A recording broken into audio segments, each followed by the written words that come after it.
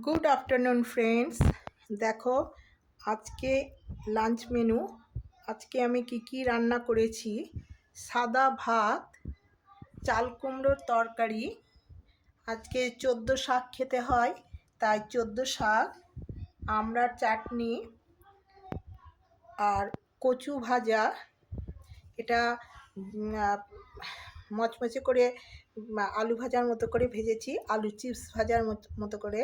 বেশ মুচমুচে হয় খেতে, খুব সুন্দর লাগে এটা। আর তার সাথে এটা করেছি, দেখো, মটর ডাল মূলো দিয়ে। এটা খেতে খুব সুন্দর হয়, জানো তো।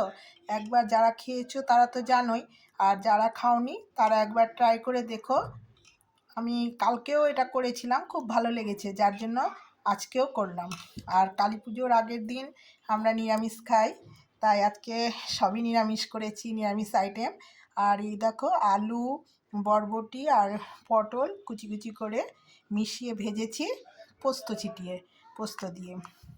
তো এই হচ্ছে আজকের লাঞ্চ মেনু। তোমাদের কেমন লাগলো কমেন্টে অবশ্যই জানিও। আজকের মতো এ পর্যন্তই।